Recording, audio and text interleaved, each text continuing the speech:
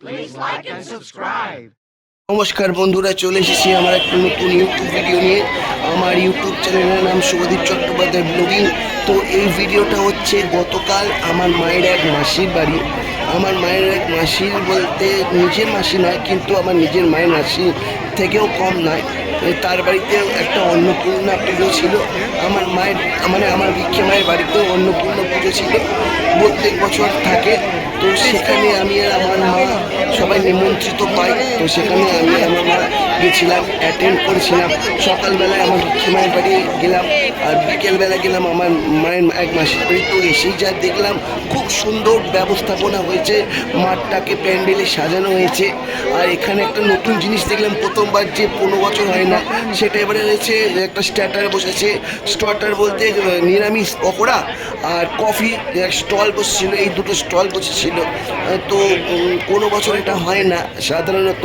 এই বছর প্রথম দেখলাম মায়ের মাসির বাড়ির মাঠে বসেছে আর কি অন্নপূর্ণার পুজোর স্টল, খাবারের স্টল। প্রথমেই পকোড়া, তারপর কফি, আর ভেতরে ঢুকতেই এই যে দেখতে পাচ্ছ খাবার তৈরি হচ্ছে। এই হচ্ছে আমার মায়ের মাসির এক মেসোমশাই, আমার মাকে খুব ভালোবাসে। আর এই হচ্ছে আমার মায়ের মাসির বাড়ি, আর তার বাড়ির আত্মীয় স্বজনের লোকজন। মায়ের মুখে শুনেছি আমার মা এই মাসির বাড়িতে ছোটোবেলায় তার মা বাবার সাথে, আমার দিদিমা দাদুর সাথে খুব আসা চলা করতো। এখানে মাঝে মধ্যে গল্প করে সময় কাটাতো। আর এই হচ্ছে আমার মায়ের মাসিদের বাড়ির অন্নপূর্ণা ঠাকুর। তো খুব সুন্দরভাবে সাজানো হয়েছে। সকালবেলা পুজো হয়, তো আমরা প্রত্যেক বছর আসি, সকালবেলায় পুজো দিয়ে যাই। আর সকালবেলায় মিষ্টি দিয়ে পুজো দেওয়ার পর সন্ধেবেলাও আমাদের নেমন্তন্ন থাকে। তো কোনো সময় আমরা উপস্থিত থেকে সকালবেলা পুজো দিতে পারি, কখনো আসতে পারি না। তো যখন আসতে পারি না, সেই সময়টা একেবারে সন্ধেবেলাতেই আসি। তো বন্ধুরা, আমাকে তোমরা কমেন্ট করে জানাও যে তোমাদের কাদের বাড়িতে এরকম অন্নপূর্ণা পুজো হয় প্রত্যেক বছর। একটু কমেন্ট করে জানালে খুব খুশি হব। হ্যাঁ, আর দেখতেই পাচ্ছ ছবি তোলা হলো, ভিডিও ব্লগিং করে চারদিকটা তোমাদের দেখালাম, পরিবেশটা দেখালাম।